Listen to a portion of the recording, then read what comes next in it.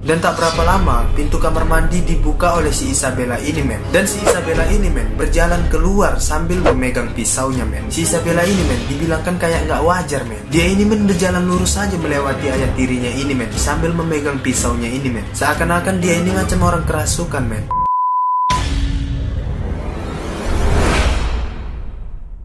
Hayo, what's up, bre? Kembali lagi di channel Rashid Official.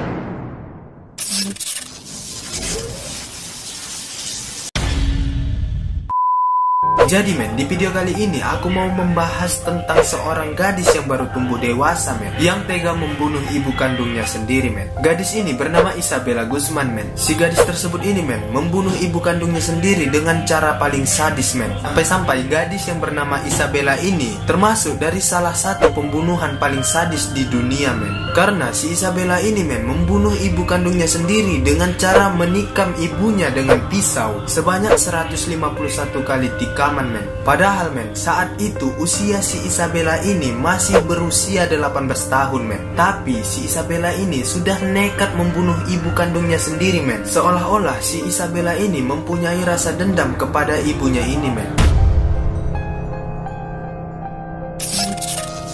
Ternyata begini ceritanya, men. Pada masa kecil si Isabella ini, men, ayah kandung sama ibu kandung si Isabella ini, men, telah terlibat perceraian atau perpisahan dari kedua orang tua si Isabella ini, men. Sampai-sampai si Isabella ini dibawa ikut dengan ibu kandungnya ini, men. Dan si Isabella ini, men, ikut tinggal satu rumah dengan ibu kandungnya ini, men. Dan tak berapa lama peristiwa perceraian itu, men, tiba-tiba saja ibu kandung si Isabella ini, men, menikah dengan pria lain yang bernama Ryan Hoy, men. Dan pada saat itu pula si pria ini pun menjadi ayah tiri si Isabella ini, men.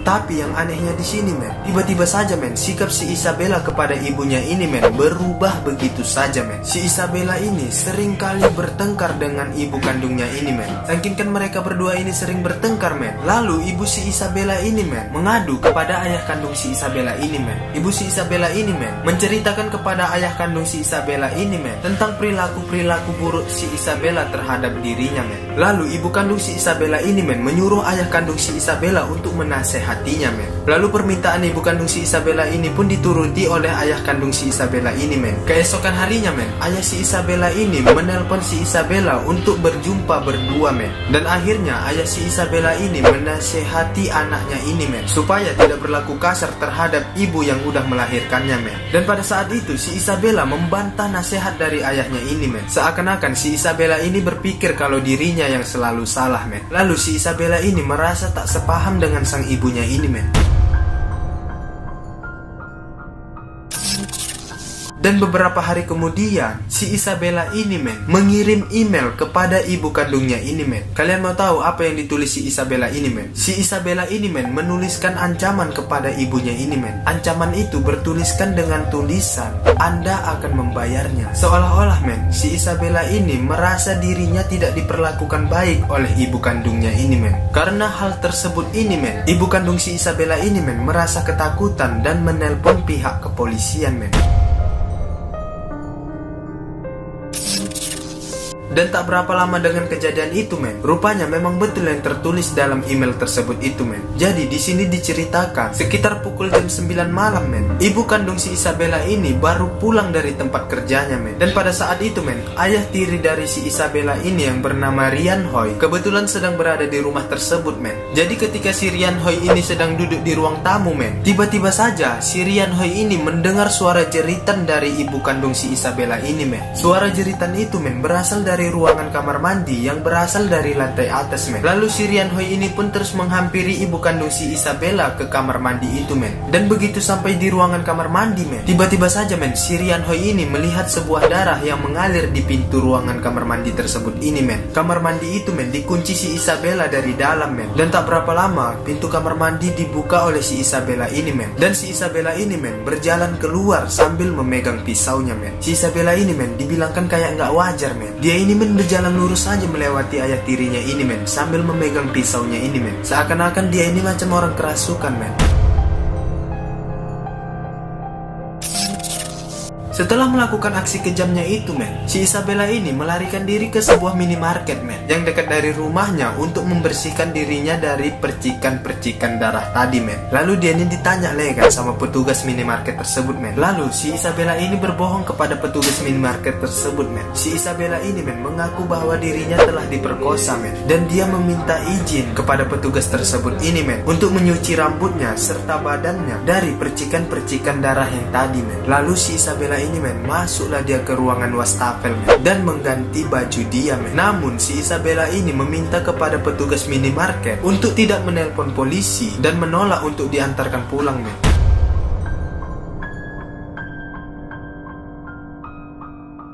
Lalu ayah tiri si Isabella tadi men sudah melaporkan si Isabella ini kepada pihak kepolisian men. Dan pada saat itu juga men, si Isabella ini menjadi buronan polisi men. Setelah 16 jam pencarian oleh polisi men, akhirnya si Isabella ini pun ditemukan oleh pihak polisi men. Dan akhirnya pun si Isabella ini masuk ke dalam persidangan men. Dalam bukti persidangan men, si Isabella ini telah menikam ibunya sebanyak 151 kali tikaman men. Pada bulan Agustus 2013 men, si Isabella Guzman ini pun ditangkap oleh polisi men atas dugaan kasus pembunuhan tingkat pertama saat berusia masih 18 tahun men. Awalnya dilaporkan bahwa si Isabella Guzman ini menikam ibunya sebanyak 79 kali tikaman men. Tetapi kesaksian pengadilan men menunjukkan bahwa dia benar-benar menikam ibunya sebanyak 151 kali tikaman men, termasuk 35 kali di wajah dan 51 di bagian leher men. Dia kemudian menghabisi nyawa ibunya dengan cara memukul pakai tongkat baseball men. Tapi ada yang aneh kulihat di sini men, bahwasanya men di dalam persidangan si Isabella ini men, dia ini merasa seakan-akan dia tidak bersalah men, kayak gak ada rasa penyesalan dari wajah dia men. Kalian bisa lihat video ini men. Dalam video tersebut ini men terlihat wajah si Isabella ini men tiba-tiba saja tersenyum ke arah kamera men. Di sini jelas terlihat seakan-akan dia melihat ke arah kamera men, dan tiba-tiba saja dia tersenyum seolah dia merasa tidak ada penyesalan dari wajah dia men. Tapi bisa kalian lihat nggak, dari senyumnya itu men kayak nggak biasa orang senyum pada umumnya men. Kalian bisa lihat di video inilah men.